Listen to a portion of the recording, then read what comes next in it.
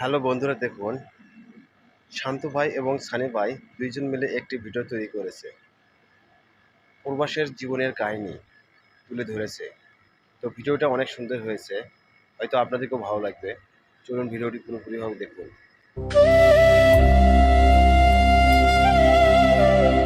High Sunny, কিসে বাধা দিয়েছিস কেন লিগা? তুই আরে কি কারণে এইভাবে মারতাছস? কি করছে? হ্যাঁ, আমার জীবনটা ধ্বংস করে লাইছে। হ্যাঁ, তোর ধ্বংস করছে না, তোর বউ তোর ধ্বংস করছে।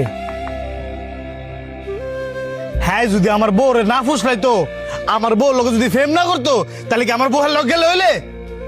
মানলাম হ্যাঁ তোর বউ রে ফুসলাইছি, হ্যার জায়গা তো অন্য কেউ হইতে পারতো। হ্যাঁ, একার দোষ দিলে হইতো না, তোর বউরও দোষ আছে। তোর বউ যদি সম্মতি না দিত, হ্যাঁ যদি হাজার ফুসলাইতো, তোর বউর দ্বারের কাছে যাইতে পারতো না।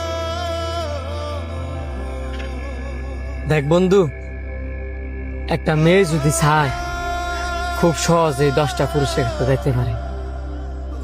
কিন্তু একটা পুরুষ চাইলেও, একটা মেয়ে যদি না চায়, হাজার চেষ্টা করলেও ওই মেয়ের দ্বারের কাছেও কেউ যাইতে পারে না।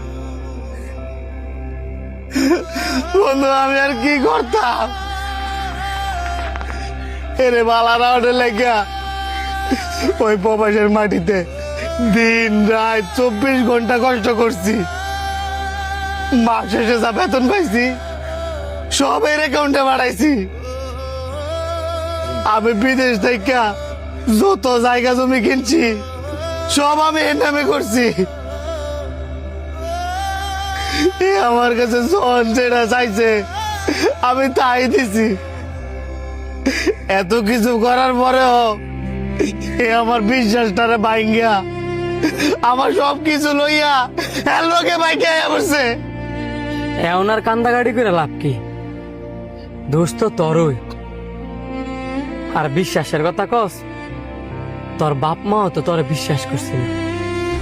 শুরুতে কষ্ট কইরা তোরে বড় করছি, রেন টেন কইরা তোরে বিদেশ পাঠাইছি।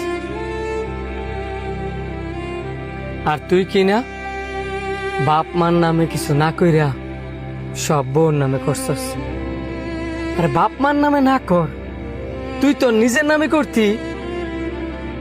আমরা প্রত্যেকটা ছেলেরা হই, পরিশ্রম করি ঠিক হই, কিন্তু নিজের নামে কিছু করি না। আমাদের প্রত্যেকটা ছেলেরই উচিত নিজের নামে কিছু করা। তোর নৌকার তলায় যদি